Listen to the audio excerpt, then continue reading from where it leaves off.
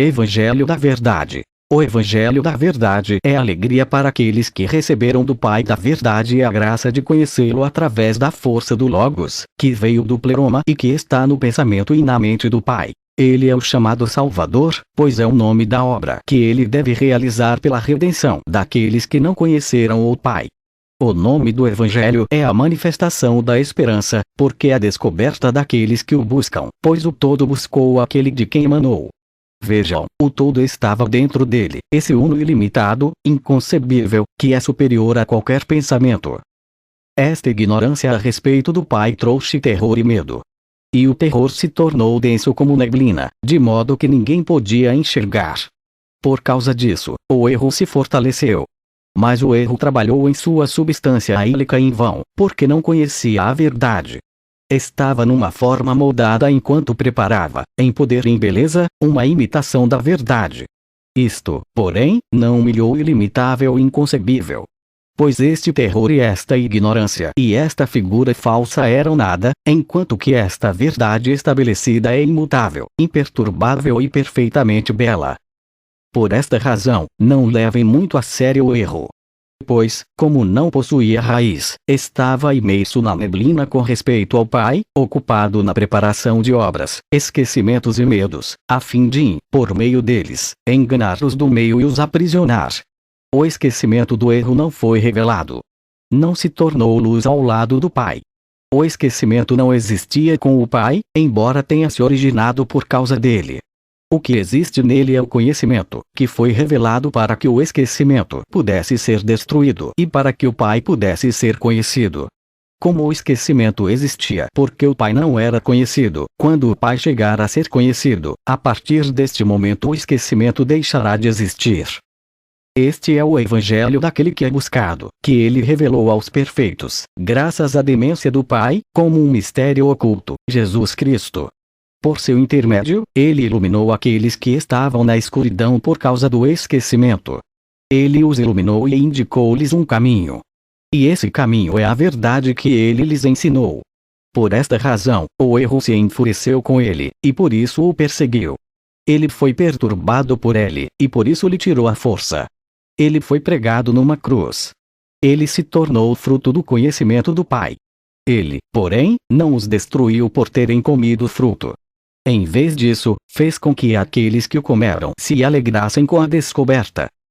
E quanto a ele, encontrou-os nele mesmo, e eles o encontraram neles mesmos, o uno ilimitado e inconcebível, esse Pai perfeito que criou o todo, em quem o todo está, e de quem o todo necessita, já que ele reteve em si a perfeição deles, a qual não deu ao todo.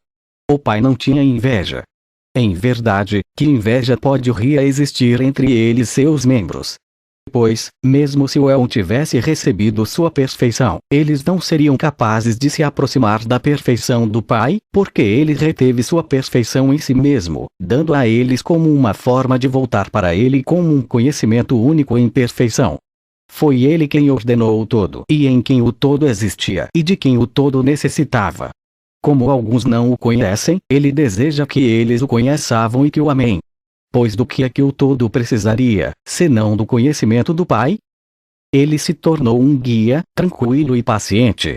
Dentro de uma escola, ele apareceu e falou a palavra, como um mestre.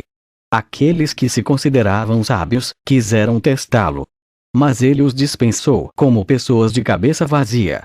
Eles o odiaram porque na realidade não eram sábios. Depois de todos estes, vieram também as criancinhas, que possuem o conhecimento do Pai. Quando se fortaleceram, foram-lhes ensinados os aspectos da face do Pai. Elas reconheceram e foram reconhecidas. Elas foram glorificadas e glorificaram. O livro vivo dos viventes se manifestou no coração delas, o livro que foi escrito no pensamento e na mente do Pai, desde antes da fundação do todo, está naquela parte incompreensível dele. Este é o livro que ninguém considerou possível pegar, pois estava reservado para aquele que, ao pegá-lo, seria morto. Nenhum daqueles que acreditavam na salvação foi capaz de manifestar-se antes que aquele livro aparecesse. Por essa razão, Jesus, o misericordioso e fiel, aceitou pacientemente o sofrimento para pegar esse livro, pois sabia que sua morte significaria vida para muitos. Assim como no caso de um testamento que ainda não foi aberto, a fortuna do falecido senhor da casa permanece oculta, assim também acontece com todo que esteve oculto. Enquanto o Pai do todo estava invisível e único em si mesmo, foi quem todo o espaço se origina. Por esta razão Jesus apareceu. Ele tomou aquele livro para si. Ele foi pregado na cruz. Ele afixou o edito do Pai à cruz. Oh, que ensinamento grandioso! Ele até se sujeita à morte, apesar de estar revestido de vida eterna.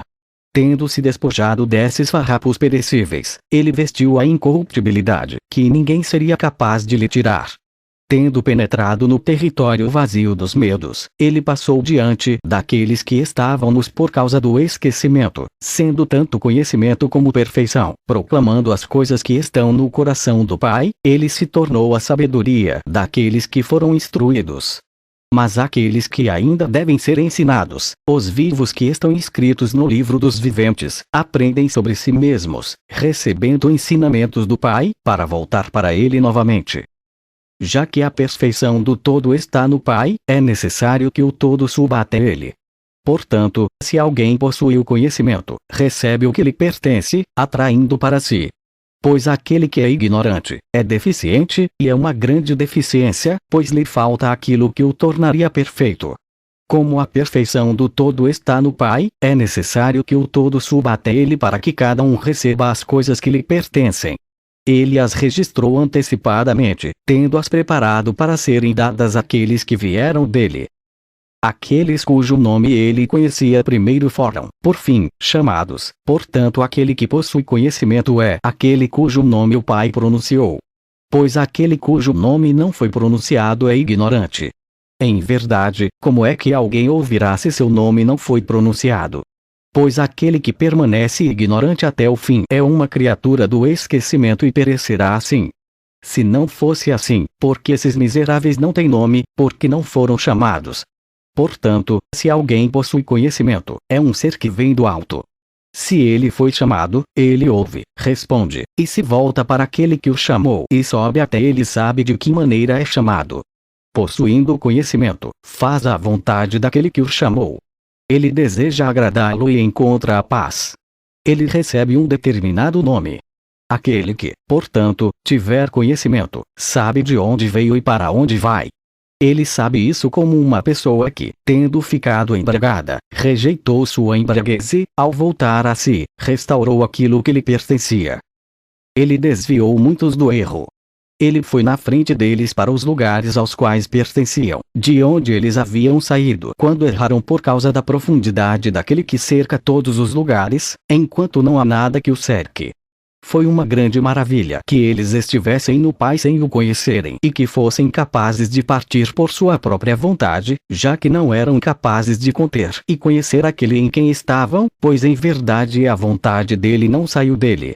Pois ele a revelou como um conhecimento com o qual todas as suas emanações concordam, ou seja, o conhecimento do livro dos vivos que ele revelou aos éons como suas letras, expondo-lhes que não são meramente vogais nem consoantes, como uma leitura sem sentido. Ao contrário, são letras que transmitem a verdade. São pronunciadas somente quando conhecidas. Cada letra é uma verdade perfeita como um livro perfeito, pois são letras escritas pela mão da unidade, já que o Pai as escreveu para os éons, para que eles, por meio das letras, pudessem vir a conhecer o Pai. Enquanto sua sabedoria medita sobre o Logos, e já que seu ensinamento o expressa, seu conhecimento foi revelado. Sua honra é uma coroa sobre sua cabeça. Como sua alegria concorda com o conhecimento, sua glória o exaltou. E revelou sua imagem. Obteve sua paz. Seu amor tomou forma corpórea. Sua confiança o abraçou. Portanto, o Logos do Pai vai para o todo, sendo o fruto de seu coração e a expressão de sua vontade. Ele sustenta o todo. Ele escolhe e também toma a forma do todo, purificando-o e fazendo com que volte ao Pai e à Mãe, a Jesus da suprema doçura. O Pai abre seu peito, mas seu peito é o Espírito Santo. Ele revela seu ser oculto que é o seu Filho, para que, através da compaixão do Pai, os éons possam conhecê-lo, concluir sua busca esgotante pelo Pai e repousar nele, sabendo que isto é o repouso. Depois que ele completou aquilo que estava incompleto, dispensou a forma. A forma disto isto é, aquilo que estava incompleto é o imundo, aquilo que ele serviu. Pois onde existe a inveja e a luta, existe imperfeição. Mas onde existe unidade, existe perfeição. Como esta imperfeição aconteceu porque o Pai não era conhecido, quando o Pai for conhecido, a imperfeição no mesmo instante cessará de existir. Como a ignorância de alguém desaparece quando obtém conhecimento, e como as trevas desaparecem quando aparece a luz, assim também a imperfeição é eliminada pela perfeição. Certamente, a partir desse momento, a forma não se manifesta mais, mas será dissolvida na fusão com a unidade, pois agora suas obras estão misturadas. Com o tempo, a unidade completará o espaço. Por meio da unidade cada um se entenderá. Por meio do conhecimento se purificará da diversidade com uma visão da unidade, consumindo a matéria dentro de si mesmo como o fogo e a escuridão são devorados pela luz, a morte pela vida. Certamente, se essas coisas aconteceram a cada um de nós, cabe-nos pensar sobre o todo para que a casa se torne santa e silenciosa para acolher a unidade. Da mesma maneira que pessoas que se mudaram de uma vizinhança, se elas possuem vasos imprestáveis, normalmente os quebram. No entanto, o dono da casa não sofre com a perda, mas se rejubila, pois no lugar desses vasos defeituosos, terá aqueles que são completamente perfeitos. Pois este é o julgamento que veio do alto e que julgou cada pessoa, uma espada desembainhada de 2 gumes que corta deste e daquele lado. Quando ele apareceu, isto é, o Logos, que está no coração daqueles que o pronunciam, não era apenas um som mas se tornou um corpo. Uma grande perturbação ocorreu no meio dos vasos, pois alguns tinham sido esvaziados, outros enchidos. Alguns foram guardados, outros descartados. Alguns foram purificados, outros quebrados. Todos os espaços foram abalados e perturbados, pois não possuíam ordem nem estabilidade. O erro foi perturbado sem saber o que fazer. Ficou preocupado. Lamentou-se, ficou fora de si porque não sabia de nada. Quando o conhecimento, que é sua abolição, aproximou-se dele com todas as suas emanações, o erro ficou vazio, já que não havia nada dentro dele. Apareceu a verdade. Todas as suas emanações o reconheceram. Saudaram o Pai com um poder que é completo e que as liga a ele.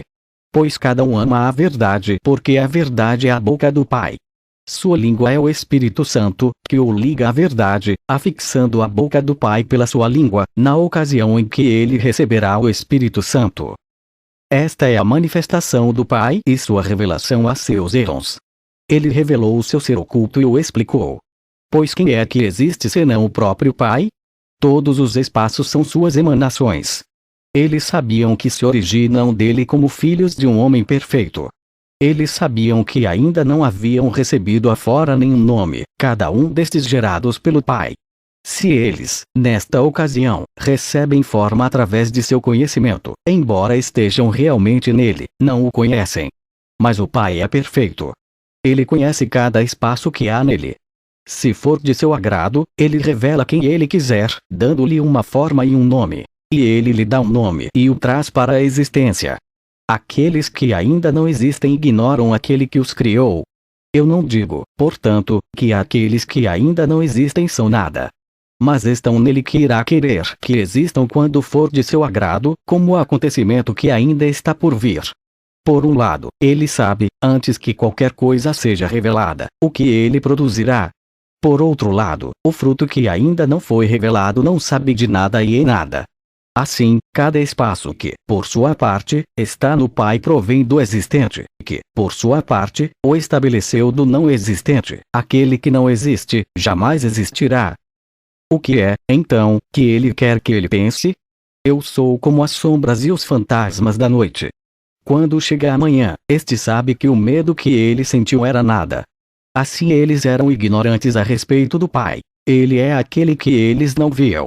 Como houve medo e confusão e falta de confiança e duplicidade de pensamento e de visão, havia muitas ilusões concebidas por ele, o primeiro, bem como ignorância vazia, como se eles estivessem profundamente adormecidos e se vissem vítimas de sonhos.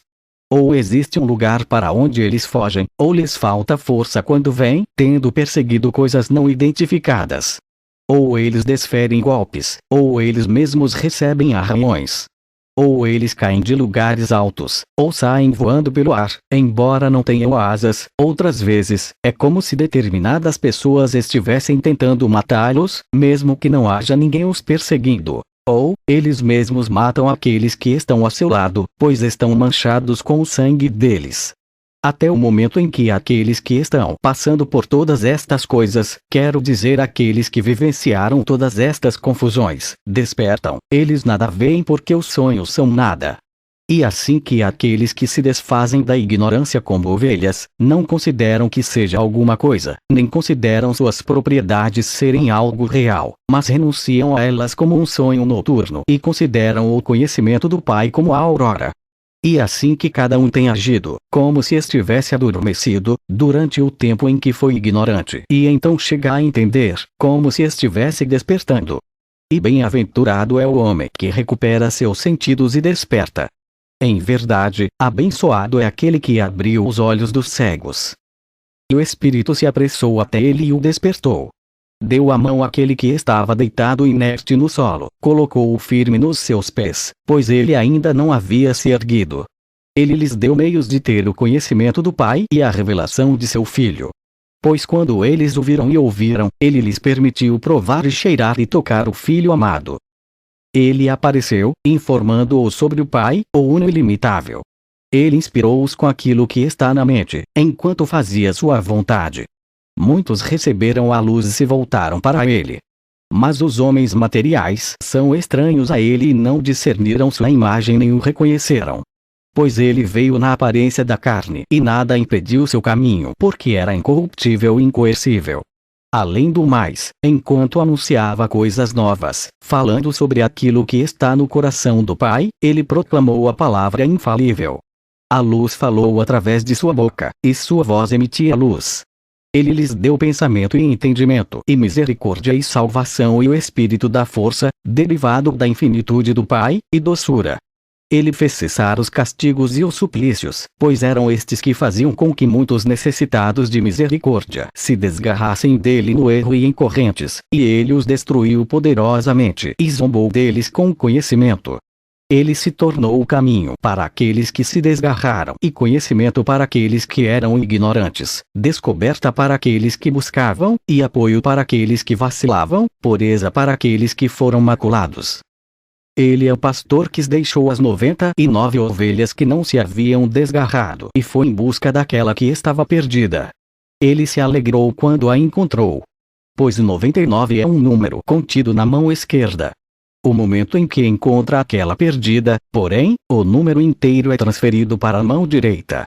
Assim é aquele a quem falta um, isto é, a mão direita toda atrai aquilo que lhe falta, pega-o do lado esquerdo e o transfere para o direito.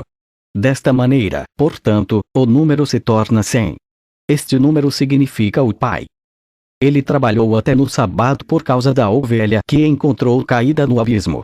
Ele salvou a vida desta ovelha, tirando-a do abismo para que vos possais entender totalmente o que é esse sábado, vos que possuís total entendimento. E o dia no qual não é apropriado que se deixe de lado a salvação, para que vos possais falar desse dia celeste que não tem e do sol que não se põe porque é perfeito. Dizei então em vosso coração que sois este dia perfeito e que em vos mora a luz que não falha. Falai a respeito da verdade àqueles que a buscam e do conhecimento àqueles que, no seu erro, cometeram pecados. Firmai o passo daqueles que tropeçavam e estendei vossas mãos para os enfermos. Alimentai os famintos e aquietai aqueles que estão perturbados. Cuidai dos homens que amais. Erguei e despertai aqueles que dormem.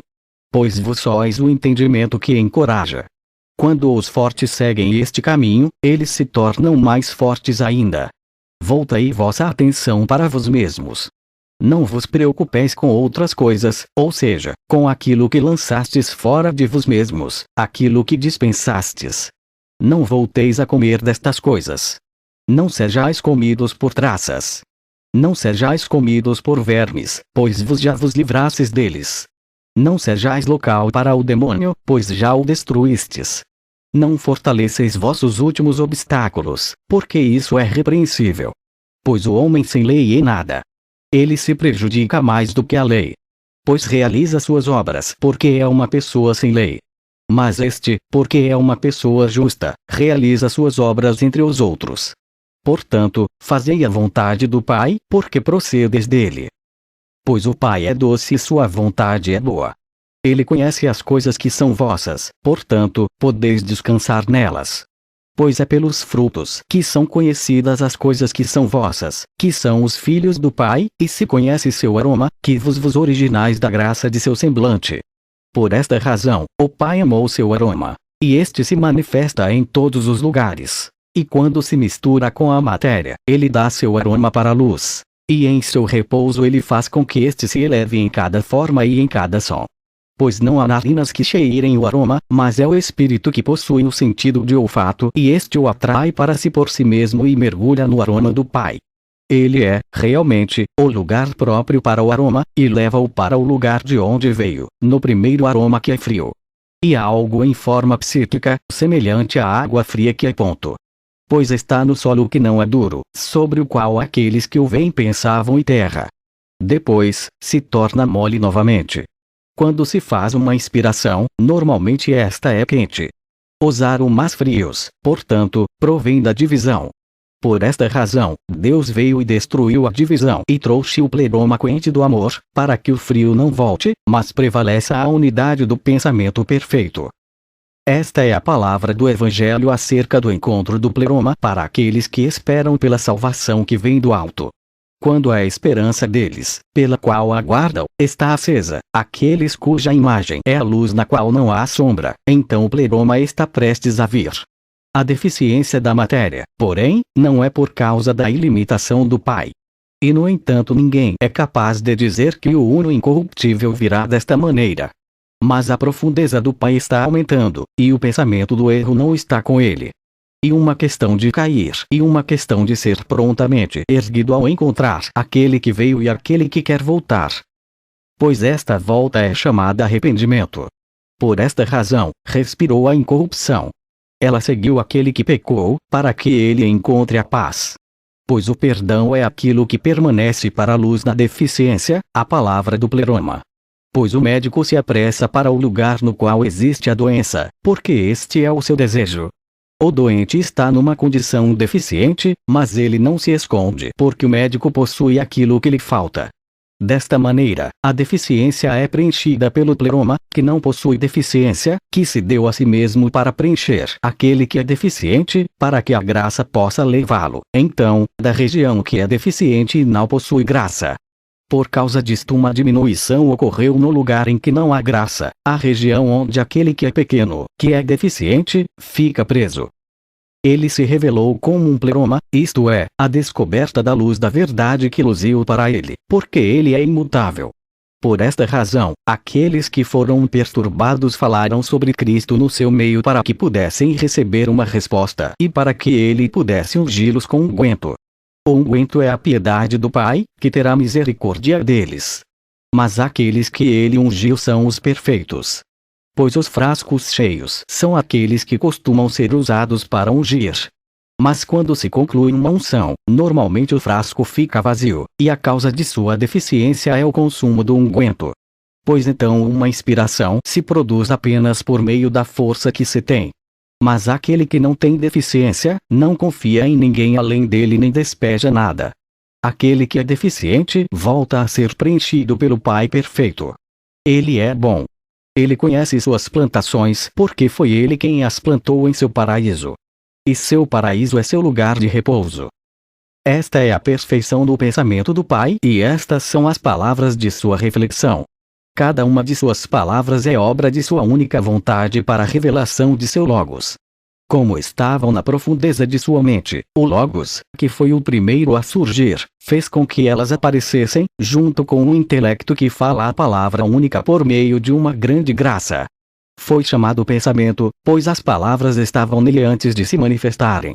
Aconteceu, então, que o pensamento foi o primeiro a surgir, num momento agradável à vontade daquele que o desejou. E está na vontade o repouso do Pai, com o que se compraz. Nada acontece sem o Pai, nem ocorre algo sem a vontade do Pai. Mas sua vontade é incompreensível. Sua vontade é seu sinal, mas ninguém pode conhecê-la, nem é possível que alguém se concentre nela para possuí-la. Mas o que ele quer acontece no momento que ele o quer, mesmo quando o espetáculo não agrada a ninguém. É a vontade de Deus. Pois o Pai conhece a origem de todos eles, bem como o seu fim. Pois quando o fim deles chega, ele os questionará diretamente.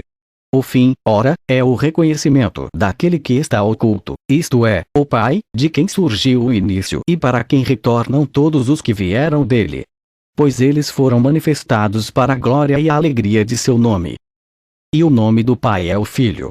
Foi ele quem, no início, deu um nome para aquele que emanou dele, ele próprio, e o gerou como filho. Ele lhe deu o nome que lhe pertencia, ele, o Pai que possui tudo o que existe ao seu redor. Dele é o nome, dele é o Filho. Eles podem ver, O nome, porém, é invisível, pois ele sozinho é o mistério do invisível, destinado a penetrar nos ouvidos que são completamente preenchidos por ele, por meio da ação do Pai. Além do mais, quanto ao Pai, seu nome não é pronunciado, mas é revelado através do Filho. Portanto, seu nome é grande. Quem, então, seria capaz de pronunciar um nome para ele, seu grande nome, a não ser aquele a quem o nome pertence e os filhos em quem o nome do Pai repousa, e que, por sua vez, repousam em seu nome, já que o Pai não tem início. Ele sozinho gerou um nome para si no início, antes de ter criado os éons, para que o nome do Pai pairasse acima de suas cabeças como um Senhor, isto é, o nome verdadeiro, firme em sua autoridade e no seu poder perfeito. Pois o nome não é tirado de categorias de palavras, nem é derivado do modo comum de nomear, porque é invisível. Ele deu um nome para si mesmo, porque somente ele o viu e porque somente ele era capaz de dar-se um nome. Pois aquele que não existe não tem nome. Que nome lhe daria a alguém que não existe? No entanto, aquele que existe, existe também com seu nome, somente ele o conhece, e somente para ele o Pai deu um nome. O Filho é seu nome. Ele, portanto, não o guardou escondido secretamente, mas mostrou-o no Filho. Ele mesmo lhe deu um nome. O nome, portanto, é o do Pai, assim como o nome do Pai é o Filho. Pois de outra maneira, onde a compaixão encontraria um nome, fora do Pai? Mas alguém provavelmente dirá a seu companheiro: quem daria um nome a alguém que existiu antes dele, como se, em verdade, os filhos não recebessem seu nome daqueles que os fizeram nascer? Acima de tudo, então, cabe a nós repensar este ponto. O que é um nome? E o nome verdadeiro? E, na realidade, o nome que veio do Pai, pois é ele quem possui o nome. Ele não tomou o nome emprestado, como no caso de outros, de acordo com a maneira particular como cada um é gerado. Este, então, é o nome de autoridade. Não há ninguém mais a quem ele o tenha dado. Mas permaneceu não nomeado, não pronunciado, até o momento em que ele, que é perfeito, o pronunciou, e somente ele teve o poder de pronunciar seu nome e vê-lo. Quando lhe agradou, então, que seu filho fosse seu nome pronunciado, e quando ele deu-lhe este nome, aquele que veio da profundeza falou de seus segredos, porque sabia que o Pai era bondade absoluta. Por esta razão, de fato, ele o enviou para que ele pudesse falar a respeito do lugar de repouso do qual ele havia surgido, e que pudesse glorificar o Pleroma, a grandeza de seu nome e a doçura do Pai. Cada um falará a respeito do lugar do qual surgiu, e se apressará a voltar uma vez mais à região da qual recebeu seu ser essencial. E saiu daquele lugar, o lugar onde estava, porque provou daquele lugar, enquanto era alimentado e crescia. E seu próprio lugar de repouso é seu Pleroma. Todas as emanações do Pai, portanto, são pleromas, e todas as suas emanações têm suas raízes naquele que fez com que todas elas crescessem dele. Ele determinou um limite. Elas, então, se manifestaram individualmente para que pudessem ser em seu próprio pensamento, pois aquele lugar para o qual elas estendem seu pensamento é sua raiz, que as eleva por todas as alturas até junto ao Pai. Elas alcançam sua cabeça, que é repouso para elas, e permanecem ali perto, dizendo assim que compartilharam de sua face por meio de abraços. Mas as desse tipo não foram manifestadas, porque não se superaram. Nem foram privadas da glória do Pai, nem o consideravam pequeno, nem amargo, nem irado, mas absolutamente bom, imperturbável, doce, conhecedor de todos os espaços antes de eles terem existido e sem necessidade de ser esclarecido. Assim são aqueles que possuem do alto alguma coisa desta grandiosidade imensurável, enquanto se esforçam em direção desse uno único e perfeito que lá está para eles. E eles não descem ao Hades. Eles não têm dentro deles nem inveja nem lamentação, nem a morte. Mas repousam naquele que repousa, sem se esgotar nem se enredar na busca da verdade. Mas eles, de fato, são a verdade, e o Pai está neles, e eles estão no Pai, pois são perfeitos, inseparáveis dele que é verdadeiramente bom. Não lhes falta nada, mas repousam e são revigorados pelo Espírito. E ouvem sua raiz. E se comprazem em si mesmos, aqueles em quem ele encontrará sua raiz, e não sofrerá dano para sua alma. Assim é o lugar dos abençoados. Este é o lugar deles. Quanto ao resto, então, que saibam, cada um no seu lugar, que não me convém, depois de ter estado no lugar de repouso, dizer nada mais. Mas eu estarei nele para me dedicar, por todos os tempos, ao traído todo e aos verdadeiros irmãos, sobre quem o amor do Pai jorra, e onde nada falha. São eles que se manifestam verdadeiramente, pois estão nessa vida verdadeira e eterna e falam da luz perfeita preenchida da semente do Pai, e que está em seu coração e no pleroma, enquanto seu espírito se rejubila nela e glorifica aquele em quem existe, porque o Pai é bom. E seus filhos são perfeitos e dignos de seu nome, porque ele é o Pai. Estes são os filhos que ele ama. Fim.